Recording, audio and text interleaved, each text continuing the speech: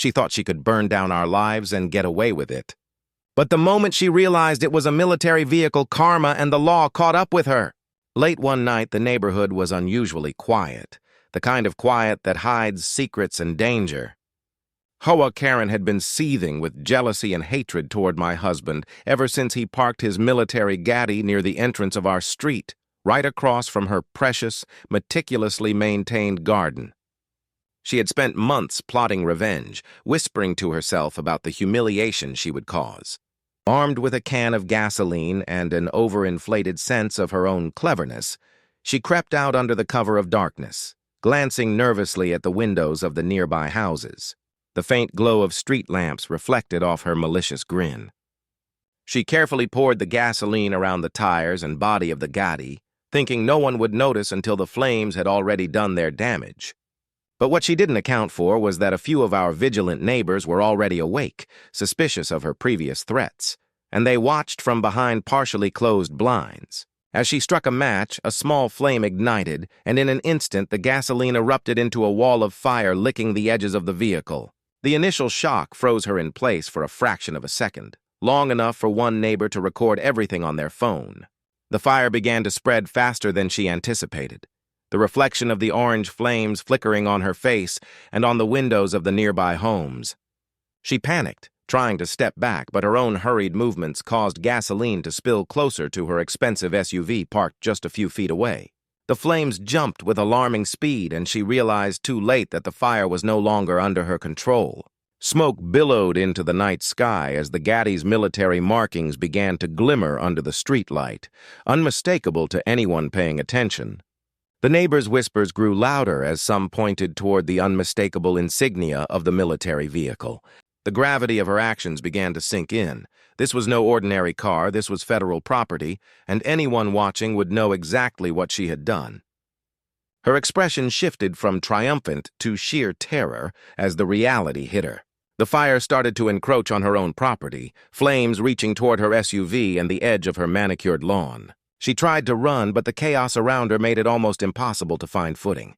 The recorded videos were being uploaded in real time to local social media feeds, ensuring that every moment of her crime was documented. Panic-stricken, she realized she had no plan for escape once the authorities arrived. The sound of distant sirens began to fill the air, punctuating the crackling of the fire and the shouts of neighbors urging her to step away. The flames roared, casting shadows on every surrounding building, every neighbor now fully awake, eyes wide with shock. It was a scene of cinematic chaos, the culmination of months of petty rivalry, anger, and revenge spiraling out of control.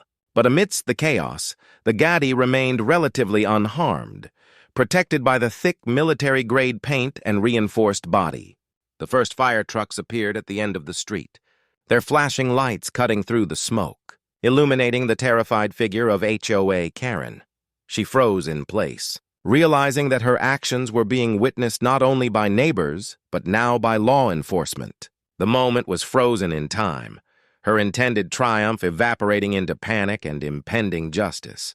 The first responders began dousing the flames around her vehicle, carefully preserving the military gaddy while extinguishing the fire threatening nearby homes. The neighbors watched in awe, some cheering quietly for the survival of the gaddy, others whispering about the sheer audacity and failure of Karen's plan.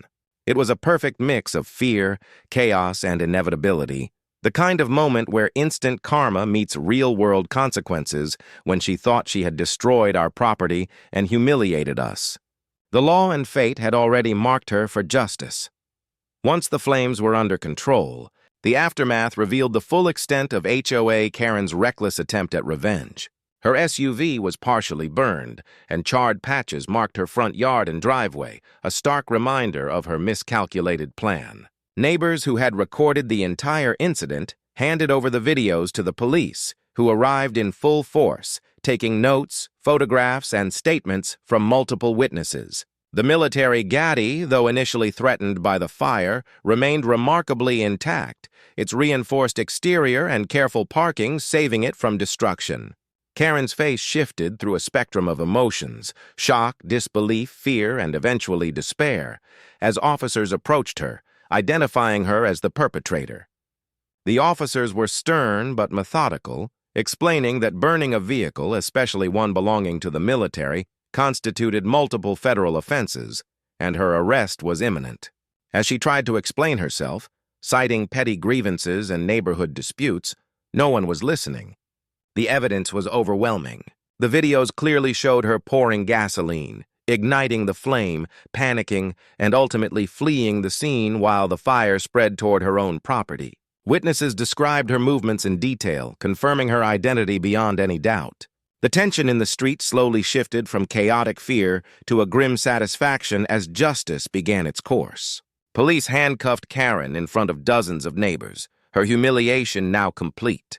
The reality of legal consequences had finally caught up with her, and the months of tension, threats, and petty HOA power plays culminated in this singular moment of reckoning. Meanwhile, my husband inspected the military Gaddy, relieved to see no permanent damage despite the inferno it had survived. The neighbors, still observing from windows and doorsteps, whispered about how karma had arrived before she could celebrate her intended triumph. The media even got wind of the incident, capturing footage of the charred SUV beside the intact military vehicle, further immortalizing the instant karma. Karen's arrest served as a chilling warning. No amount of HOA power or personal vendetta could protect someone from the consequences of their actions, especially when federal property and vigilant neighbors were involved. By the end of the night, the street returned to a quiet state. But the story of that fiery night and Karen's downfall would be recounted for months. A tale of instant karma, legal justice, and neighborhood vigilance. The lesson was clear to everyone. Petty cruelty and reckless revenge carry consequences that can arrive faster than expected, and sometimes they arrive in flames, sirens, and handcuffs. The military Gaddy stood as a silent monument to survival, integrity, and the limits of HOA tyranny. The incident was a mixture of fear, suspense, and vindication, a story where justice was swift, undeniable, and undeniably satisfying. It reminded the entire neighborhood that arrogance and ill intent are often the architects of their own downfall, and no scheme, however clever, can outrun karma and the law.